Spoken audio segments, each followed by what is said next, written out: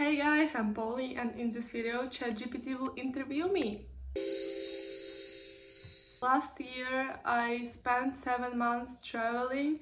I spent 3 months in Greece working, and then I went to Thailand for 3 months. And then on my way back home, I visited a few more countries like Slovakia, Czech Republic, Austria. And today ChatGPT will interview me about this. Many people dream of traveling the world, but never dare to do it. What was that very point of no return moment when you realized that the dream was becoming a one-way ticket? Actually, I've dreamt of this. It was my biggest dream, to backpack. I dreamt of it since high school, but I've never thought that it will be possible for me. And I guess I wasn't ready yet. So, on the New Year's 2025, I was working as an English teacher and everything was okay. I was working for 3 months already at that job, and I had holidays. In those 2 weeks, I understood that I don't want to do it anymore randomly. Like, everything was okay. I come to work on the first working day and I understand that I don't want to be there even one more minute. Like, I just do not want to. I'm so tired. And also, I was working on myself from the spiritual side. I was going to different practices, and also I would say the thing that helped me a lot to let myself think of achieving the dream was the fact that I was meditating and doing yoga for 2 months straight every morning. And in those meditations, a lot of things were happening and a lot of thoughts were changing.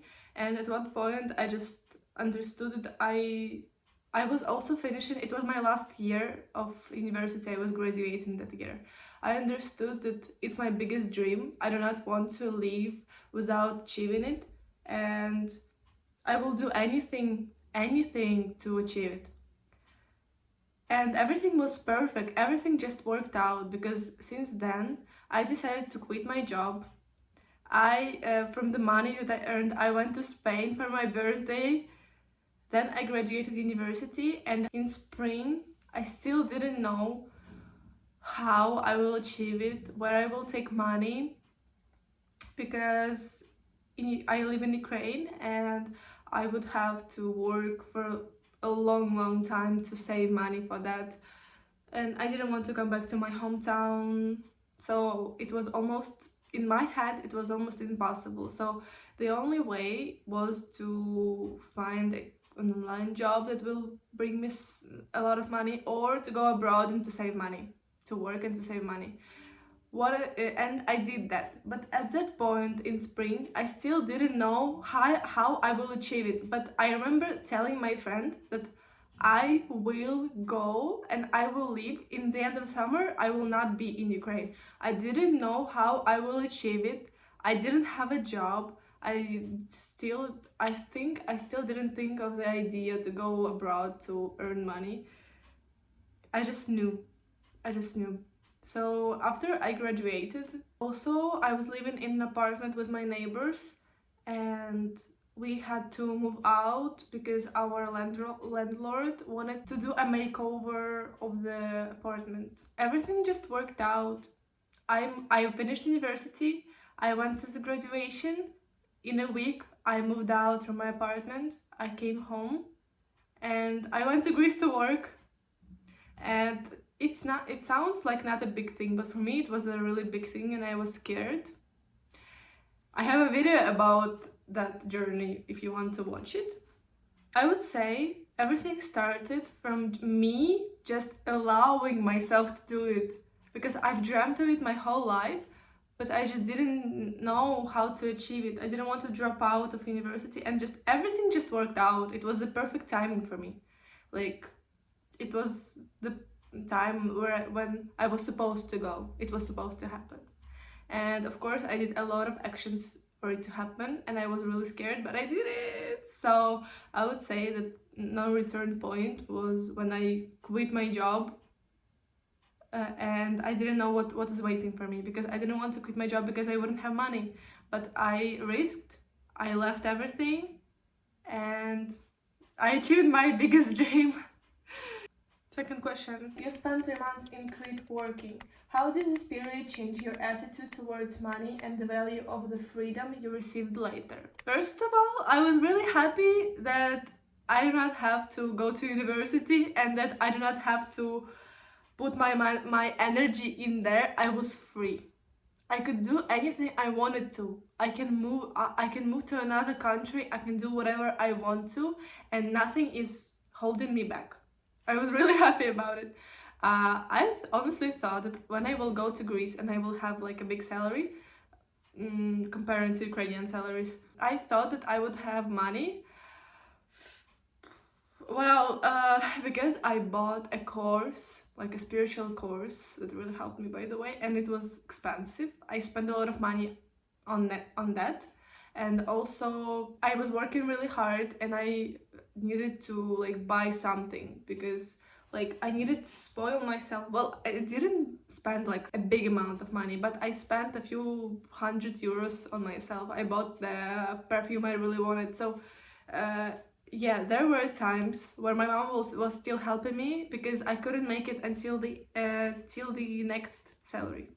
I was working there for only 3 months, and I don't know how it worked out because when I went to Thailand, I was waiting for my salary, and when I landed in Thailand, I had €100 in my bank account. Everything worked out like. I thought it would be different. I thought I would have like a few €1,000, but because I didn't count that I will spend so much money. Because I was working at the hotel and I didn't pay for accommodation and they were feeding me, but they weren't feeding me as I was hoping to, and I was really like, I was kind of far from the hotel. It was like 30 minutes away.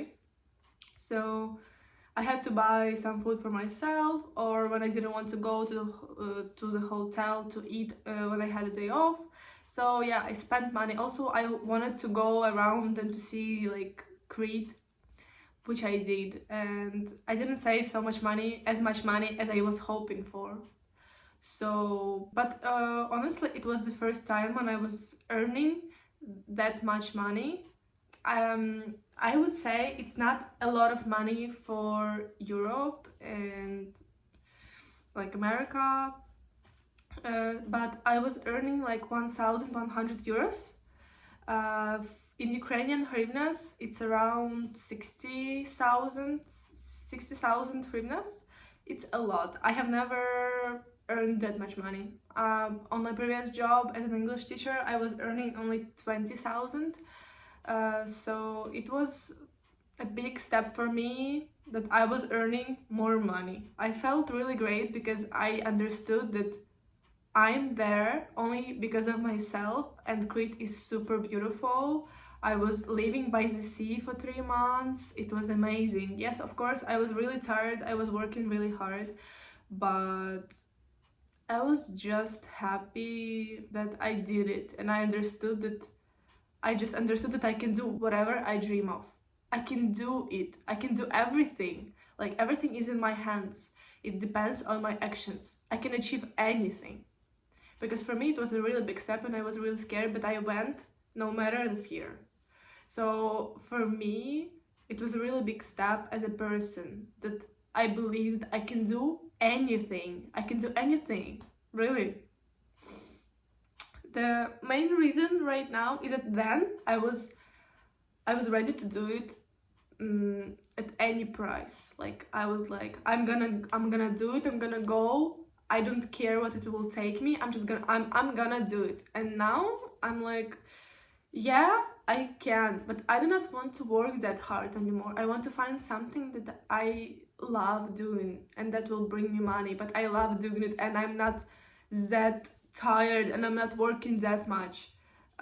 So now I'm trying to find a way to do it easier because I'm not ready to work so hard anymore. I know that it's possible to work easier and get the bigger amount of money. Yeah, it changed a lot. I have never done it. I have never went working abroad, and I have never been outside of my country for such a long time and away from my family. Yes, I was living in another city, and sometimes I didn't see my family for 3 months, but I knew that I can buy a ticket on a bus and I can come at any point. But from Greece, no, because I'm working, so it was different that my family was so far. Question number 3. What was your routine like while working in Crete? And how did it help you prepare for the big journey ahead? Honestly, at first I was really stressed because it was a new country and I had to learn everything because I have never worked as a bartender and it was my first experience. But my agency told me to say that I have a 2-year experience. I didn't. I said that I have like a few months of experience. I didn't. So I was really stressed because my agency told me that when I was already in the lobby of the hotel waiting for my boss. I wasn't even able to like prepare or like learn something if they told me like while I was at home. It was crazy. Honestly, after some time, I really locked in. I was like, while I'm here, while I'm working, I'm having this time, and I was still hoping that I would be able to earn money on my social media until I'm traveling. It didn't happen, but every day I was posting 3 reels on Instagram and TikTok. I was editing my vlogs from Kyiv that I didn't edit it at that point yet, and I really locked in. Like every day I had 2 jobs, I would say. I would spend like 1-3 hours on my social media, and then I went and worked an 8-hour shift. And at the same time I was recording reels. I also recorded a vlog. You can see the way it was in that vlog. I'm telling you everything there. And at the same time I was able to go to the sea and like to rest. So I really locked in, and yeah, that was my routine in Crete. I wouldn't say they miss it because I worked real hard, but it was such an interesting and such a warm period of my life. I met so many people, and it was so special to live for 3 months in a new country. It kind of became my second home, and I really love to do these deep dives into other countries' culture. I've met so many great Greeks. Like, I'm just really happy that I had this experience. It was really special. When I was in Crete, it was still hard for me. I still missed my friends and Kyiv a lot. But in a few months, in 2 months, I think I was okay.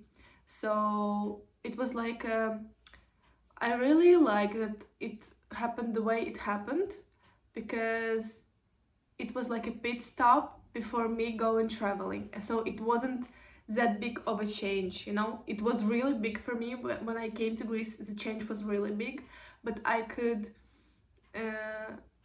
get used to it, and I could rest a little bit before going further. So I'm really glad that I had this pit stop, and it was easier for my nervous system to process everything. Question number 4. Your path to Thailand lay through Turkey and India. What was the strongest contrast you felt when flying from the one country to another? What was the hardest part of this journey physically, but the most interesting emotionally? When I went to Thailand, I spent 30 hours traveling, and I had 5 flights. Bruh. I went through Turkey, and then I went through 2 cities in India, which was crazy. Honestly, I thought this trip would be hard, but it was so interesting. I felt like a Dory traveler. I don't know if I'm saying that correct. I was so happy because even that's exactly what I've been dreaming of my whole life, like to be able to see new countries. And for me it was a plus because I saw so many. Actually in Turkey I didn't leave the airport, but in India I changed terminal, so I saw a little bit of the cities. It was so exciting for me. I was really happy. I didn't even notice that I was traveling for 30 hours. In Turkey, I already been in Turkey, so In Turkey, I wouldn't say that I noticed something because I look like a Turkish person a little bit. When I was in Turkey, everyone thought that I'm Turkish. Not everyone, but some people. But in Greece, the same. But when I came to India, it was my first experience when I was in a country where it's obvious that I'm a foreigner. It was so weird because usually I go to countries in Europe and I kind of look like, if I'm in Portugal, Spain, Greece, I look like I could be Portuguese, Spanish, or Greek. Like I have these features. Like sometimes I feel like I'm a local until I start talking. But in India, it was obvious that I'm a foreigner, and I was so excited because India, it's something completely different because we are so apart. The distance between our countries is so big. Some people in my country, they do not know about India much, so my family was like, aren't you afraid, like be careful? But I wasn't afraid at all. And India, I want to go to India, but I don't want to go alone. People there were so nice. They were helping me. I remember I was at the terminal in Mumbai and I didn't have my boarding pass, and I needed my boarding pass to get inside of the airport because the system at the airport was like that. And I needed Wi-Fi and I didn't have internet, and I was asking around at the stores if someone has internet, and no one had. And I asked a woman, and so you could have an airport Wi-Fi only if you have an Indian number. So that woman, she entered her Indian number, and I had Wi-Fi in both airports in Mumbai. It was so nice, like I was so grateful to her. But the only problem was that when I was asking some people for help, I couldn't understand the accent. Like, I felt so bad. I hope they thought that I just don't know English because I'm asking for help. A person tells me like 3 times and I cannot understand. I felt so bad. Like, I felt so bad. Well, one taxist tried to scam me, but it was just one person, and other people were so nice. Like, everyone was trying to help me. I really want to come to India. I really want to come to India, and I would say I was excited to be in a new country where the cultures and everything is so different from my country. I was really excited. Like, that's exactly what I always wanted. And I'm really happy that I was able to change terminals, because while I was going on the bus, I could see the city and people and their regular life. It was I'm getting excited. Then I went to Bangalore, the second city, and I really like Bangalore. I like the city more than Mumbai. It's me telling it only from experience that I had looking at the bus window. It's talking only from that experience, but I really like Bangalore as the airport in Bangalore. Oh my god, I didn't even expect it. It was so beautiful. It was so beautiful. Like, I haven't even heard of it. Like, look at this. I will show you. I was shocked. It was so beautiful, but I was really surprised that it wasn't busy. Like, there were such a small amount of people. Then I didn't remember in which terminal, but in one of the terminals, I didn't have internet still, and I wanted to text my family, and they didn't have Wi-Fi in that terminal. I asked a woman if she knows something about the Wi-Fi where I can get it, and she just like gave me her mobile internet. It was really nice. I was really very grateful to her. So it was a really, really, really interesting experience. I'm really excited, and I really want to go and travel around India.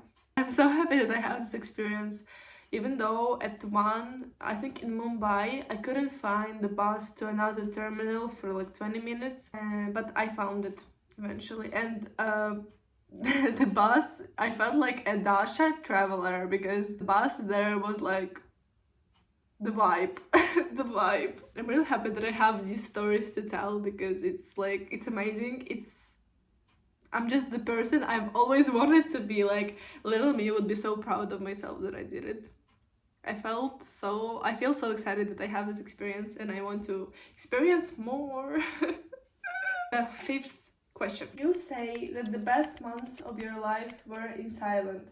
If you had to describe this period using only 3 scents or sounds, what would they be? Sounds, the Thailand boats, the Thailand national boats, for sure. I don't even know. I cannot tell you more sounds, but in Bangkok, it's for sure the traffic sound and the scents. Thai tea. I don't know if it has the really bright scent, but I really like Thai tea, and because I spent most of the time by the sea in Krabi in Ao, I would say the sea. And I don't remember honestly. I would say the smell of trees, like the jungle trees.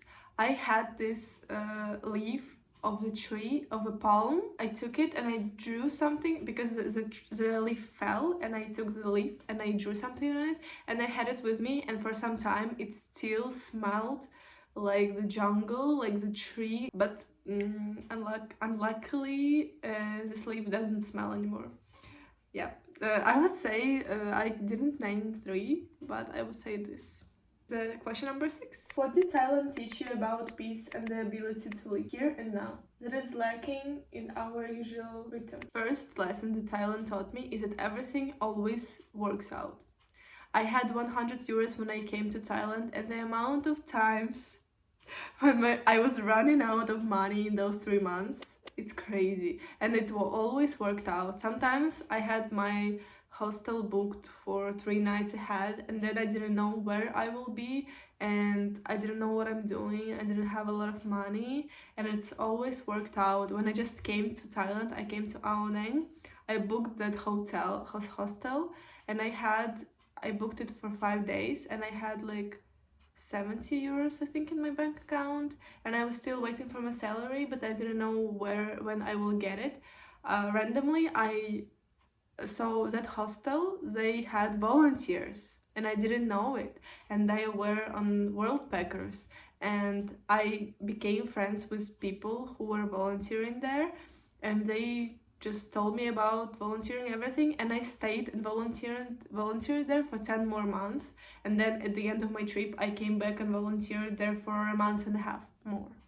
So that's why I was able to stay in Thailand for the whole 3 months, because I was volunteering, and they gave me the accommodation, and they were feeding me 2 times a day. It was perfect. That place is special to me. I really want to come back. These earrings, the Thai woman that was working there, like the family owns that hostel, and they work in there. That's why the atmosphere in that place is so special. I will leave that hostel because I had the best time in my life in that hostel. So that woman, when I was leaving, she gifted me these earrings. It was really sweet, and I have something so beautiful to remember her by. If you are gonna travel to Thailand, you should definitely visit that hostel.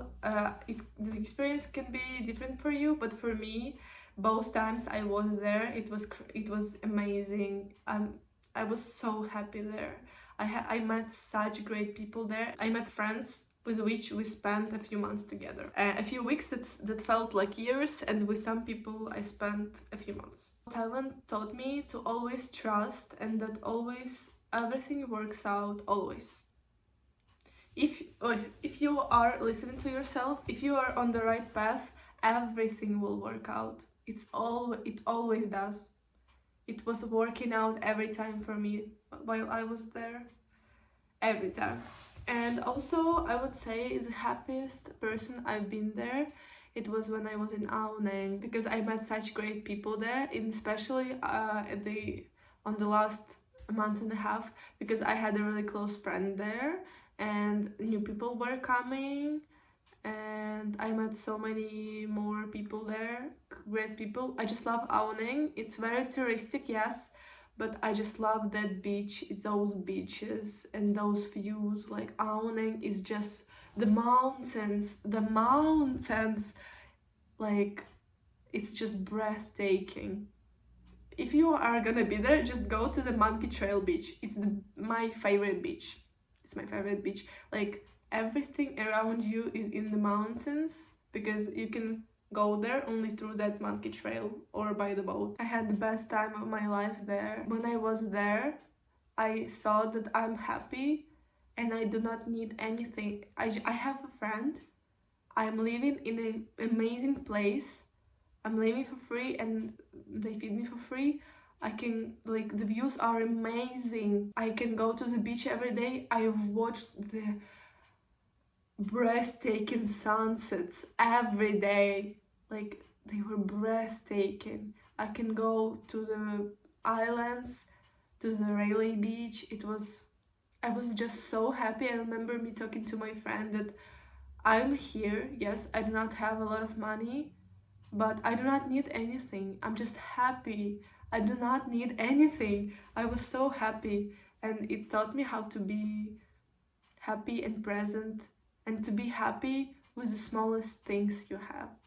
Also, I went to the retreat near Chiang Mai, Papay retreat, something like that, and I spent there 3 days with me not talking, without my phone and barefoot. The video about it. It's also changed my life. It was so beautiful.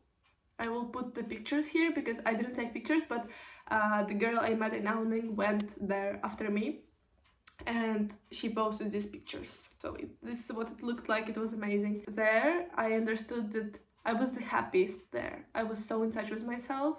I understood that we don't need a lot to be happy.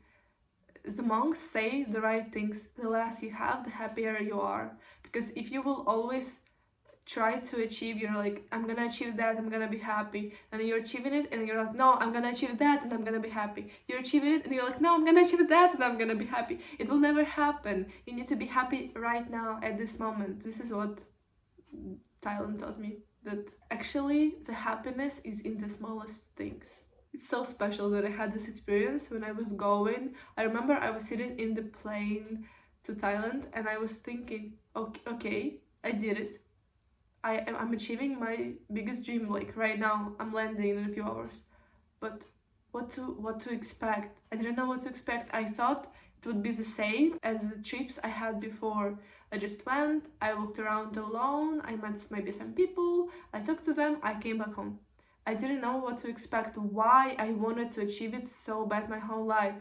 But like literally in a few days, I understood, because the experiences there, they were so crazy. I couldn't even imagine. Like, if someone told me, like exactly told me what I would experience, I would not be able to imagine it, because you cannot imagine it, you cannot understand until you live that experience.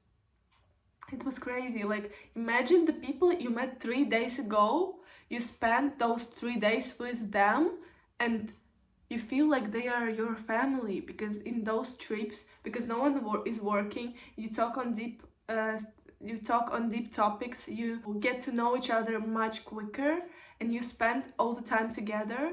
You just become so close in such a short period of time, and that blows your mind. Like, I found really great friends, and we spent like 10 days together, and it felt like we've been together for 2 years. And then with one of the girls, I went with her and we traveled 3 more weeks together around Thailand. And then I visited her in Slovakia. It was an amazing experience. I miss her. We don't talk right now, but I miss her. Question number 7. How did your daily life in Thailand differ from your expectations, and what was the most aesthetic part of your everyday life there? I thought that I would just like go around, see the places, go to different touristic places, and also I thought I would still post reels and I will still post vlogs and I will work on my brand. But I did not. I even was recording a video of my trip to Thailand, because it was really interesting, like Turkey, India. I came to Thailand and the desire to do anything, it just left my body. Like, I didn't want to do anything. I tried, I really tried. It just didn't work. It felt like I don't need to do it right now. I tried to start recording vlog from Greece 2 times and I felt so bad. I just understood that I just need to give myself time. So in Thailand, I almost wasn't working on. I made some reels, I posted them, but I didn't edit vlogs. No, I edited one in Bangkok uh, about my journey, but because I felt like I need to, so I didn't edit anything else, like I mean my vlogs, until I left. And as soon as I left, I got a desire to record everything again, and now I'm recording a lot of videos and I'm posting a lot of videos, as you can see. So I just trusted myself and everything worked out. So I was expecting that I would be really productive, and I didn't expect that I would meet so many friends. But if I was working, I thought to myself, I had this thought a lot of times, that if I was working, I wouldn't be able to have these experiences because I would be busy. So everything worked out the way it was supposed to. I would say the most aesthetic part was that as soon as I woke up, I knew that I will go downstairs and there will be, because we had a terrace, it was the place I was spending most of the time at. I knew that I will go downstairs and there will be people to talk to, always. So such interesting people. I have friends, I know people from all the continents except Antarctica. Like, and it's so interesting to hear all those people's experiences and thoughts and like cultural differences, because there are so many things I didn't even think are different. For example, the sound that we use for animals. For example, in Ukrainian we say gav for a dog, and in English people say woof. Like, I mean, these things, like, they're so different. Also, in Ukraine and in post-Soviet countries, we have this game that is called Fool, and we play it, and I have never thought that people from other countries do not know this game and that they have their own games. It was crazy to me, and I learned some, I think, Norwegian games and card games. I really loved them. We were playing them a lot, like every night, and I tried to teach some people how to play the Fool. It was hard because the Fool is a hard game if you don't play it often. It was really great that you just go to the terrace, you eat together, you talk for hours, and the second is going to the sunset every day. I didn't go like every day, but most of the days I did, and it was crazy. It was amazing. The sunsets there are just mind-blowing. I was just sitting there watching the sunset and my life was perfect. This was the most aesthetic part, yeah, the sunsets, for sure. Our name is so aesthetic by itself. Like, if you go by boat to Railway Beach, the views are crazy. The question number 8. Was there a specific spot in Thailand where you felt that your dream had finally come true at 100%? Yes, it was Ao Nang. It was the first stop I had. Also, the really special thing is that I went to Thailand. I booked my hostel for 5 days and I didn't have a plan. I just wanted to listen to myself and to see where it will take me. I came to Ao Nang and I didn't know if I will stay there for a long time, but I did. I stayed there for 2 weeks and it was like I got everything I wanted from those 2 weeks, because I met so there was a group of people, so they were brought together by this hostel for some magical reason, I don't know. There were 2 girls that became really close friends. They were volunteering there for 2 months. Then there was a guy who lives there for a long time, for 2 years, and then there was another guy who came there and he just couldn't leave, like he didn't leave, and he was there for 3 months also. And then there was me that just came, another guy that left soon, and then another girl that was volunteering there also. So because those people were able to spend 3 months together, so it feels like 10 years when you're traveling, trust me. They were really close and they had this group of really close people, and me and another girl just came like around the same dates. We just started to be friends with them and we spent those like 10 days together, and it was amazing. Like, we became close so fast. So when we were living with my friend Diana, we were crying, sobbing, because we understood that this period is ending. And it was really hard to leave, even though I knew that I can come back, and I did at the right time. We were talking with Diana that we got everything we wanted to.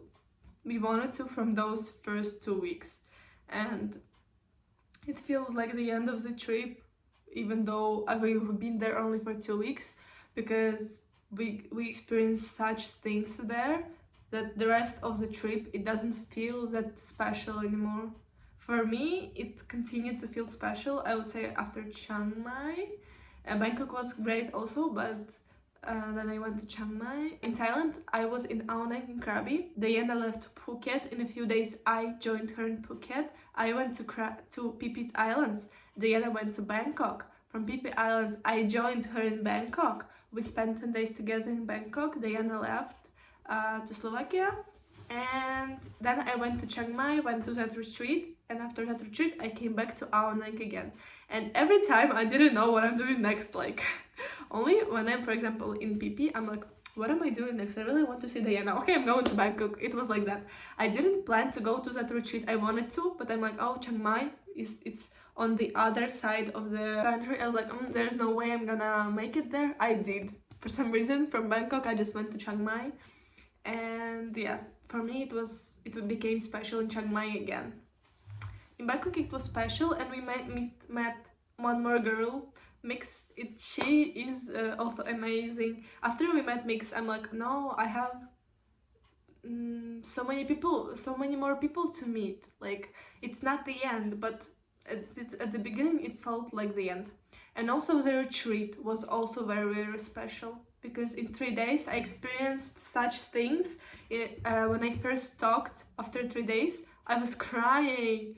I was so in touch with myself without my phone. Like, I didn't use my phone at all, like, at all.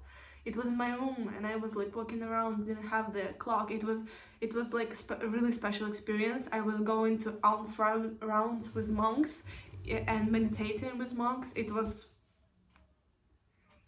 crazy. I was crying every day because of beauty and because of how special this experience is. And also, I was letting go of a lot of trauma, especially because of war. So yeah, I would say, and then I came back to Ao Nang, and that period was also very special. So for me, the most special places, it was Ao Nang and that retreat. Of course, other places were also amazing, like Chiang Mai, Bangkok, Phi Phi. But yeah, those two are like the most special for me. Question number 9. After vibrant Asia, you found yourself in cozy Europe. Did you have a feeling of reverse culture shock? How did your perception of European architecture and pace of life change after 3 months in the tropics? First of all, I came back in February. In Thailand, it was like plus 30 degrees. In Austria, it was -4 when I came. I didn't have a coat, but luckily I met Diana in Austria, in Vienna, and we spent a few days together, and then we went to Slovakia, to her hometown, and she brought me a coat. But it was such an interesting feeling to feel cold after 9 months of being in warm places. It was because I left in summer. From Ukraine, I left in summer. It was warm, so for 9 or 10 months I didn't feel cold. It was so interesting, and I thought that I miss how the cold feels on your skin, even though I stopped missing it really fast. But it was a really interesting feeling. Like, I forgot how it feels to feel like so cold, like -4. It was really weird to be out of Thailand, but I understood that it's time for me to come home. Like, I wanted to come home, even though I was scared to leave Thailand, and I was really sad and I didn't want to. But it was really special, and I would say in a month after I came back, I was flying through UAE, I was flying through Sharjah, that is near Dubai. In a month, they were attacked, and the sky was closed in some places. So that's great that I listened to myself. And it was really weird to be in a cold place. Like everything was so gray, and in Thailand everything is so green. And I was really tired because of the time difference. I felt at that time there was six hour difference. So when it was 6 p.m. in Vienna, it was already midnight in Thailand. So I didn't understand why I'm so tired at 6 p.m. Like I was so tired, like so tired. And Diana told me that it's because of the time difference. It's a jet lag, and I'm like, oh my god, yeah, I didn't think of it. So yeah, I had jet lag, and I was really, for a few days I was really tired at 6 p.m. And also for the first few days I was waking up early, because in Austria it was like 8 a.m. or 7 a.m. and in Thailand it was like 6 hours more, like 2 p.m. So yeah, I was waking up, but I was going to sleep again because I was really tired. Question number 10. Traveling is often a time alone with oneself. What discovery about yourself was the biggest surprise for you during these 6 months? I would say the fact how open I can be with people, because usually in real life I'm pretty open, but I rarely would come to you first and like talk to a stranger. You know, I'm just being more inside of myself, and I do not talk to other people, like to strangers. But in Thailand I was talking to strangers a lot. Like I met so many people and I wasn't scared. Like I was like, can I sit next to you? Or like on a bus I just randomly told those girls about that retreat I went to. And yeah, I was really open. And then I met like someone, and we were talking for like an hour, and I'm like, do you want to go with me to the beach? I'm going now. So I was really open, and I'm really miss that feeling. And you are not scared to be that open, because people, backpackers, they are really open also, because most of people are traveling alone and they're there to get the experience, and they're really open to meet new people and like to spend time together. So I really love that I was so open and I was so social with other people, and I really miss that. It was amazing. I actually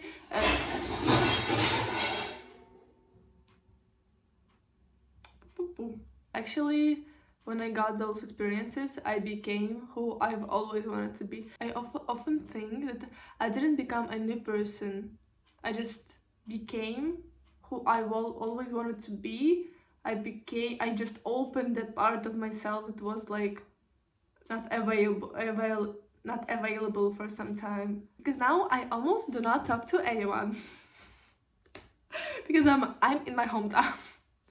And I only see one friend here. Question 11. Was your backpack heavier or lighter at the end of the journey than at the beginning? Not in terms of things, but in terms of your internal state. When I went to Greece, I thought that I will, because I was not coming back home to like take new clothes, so I was taking everything that I needed for a long time. And I took only 2 backpacks. And it was a big mistake, because first of all, my backpacks were full, and I bought more things in Greece, obviously, and in Thailand. So I just bought a suitcase, and I thought that I can do it in the way I wanted to. I don't have to do it in the way everyone does it. Not everyone does it, but I thought that I want to have this backpacking experience to go only with backpacks. But actually, I think it's my superpower, because when I was buying more and more things, my suitcase was full, but I was still buying more things, but my suitcase was still closing. Thank you.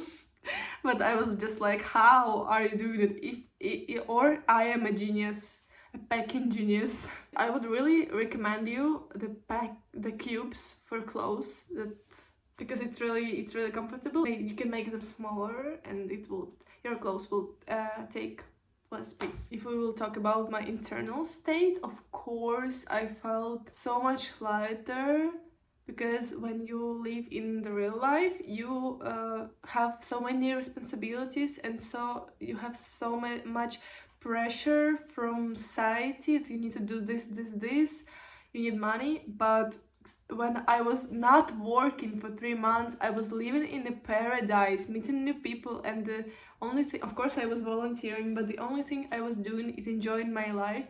Of course I will feel great. Like, I felt amazing, I felt so light, felt like myself, I felt like the prime version of myself. It was crazy, it was amazing. I felt like a new version of myself.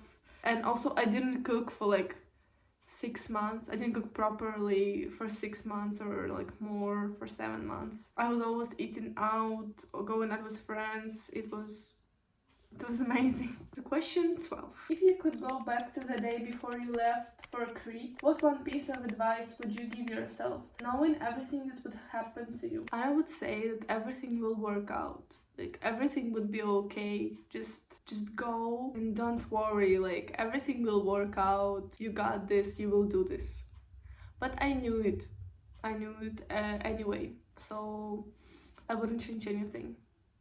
I wasn't doubting. Like, it was just hard. The advice wouldn't help, because I was doing everything I could to like get more rest and to achieve my goal. So last question number 13. When the biggest dream has already been fulfilled, what becomes a new landmark? Where is your compass looking now? After experiencing that, I'm like, I just cannot not go back, you know? I cannot. I wouldn't come back now. So it's April 2026 right now. So my plan is, I really want to go and travel around Europe for some time, for a month maybe, at the end of August. And then I really want to come back to Asia. But for that I need money, and which I don't have at this moment. So I have some time to figure it out, to earn some money, and we will see. But for now, I'm at the place I want to be. I have my routine, I'm with my family, and yes, sometimes there are minuses, but I'm really happy to be here. I'm really happy to have my room, to have my space, because in the hostels you don't really have your space.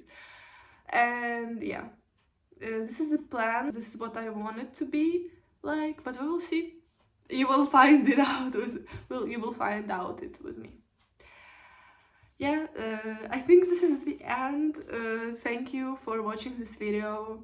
I was really happy to tell you about my experience, because it was really special, and I'm really happy that it happened to me. I became a new person, and the memories I have and the people I've met, it's amazing. It's just, you never forget those kind of things, and I really want to come back. Not now, but this year. Hopefully this year I will come back. I want to see more countries, I want to meet more people, and I want to have this feeling and be so happy again without having anything. Like, to be just happy with what I have. I would say that I'm happy right now, but it's a different kind of happiness. It's a calm happiness, and there it was a bright happiness.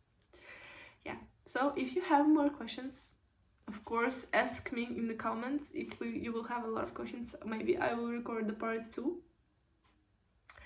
And please, if you like this video, leave a comment, like this video.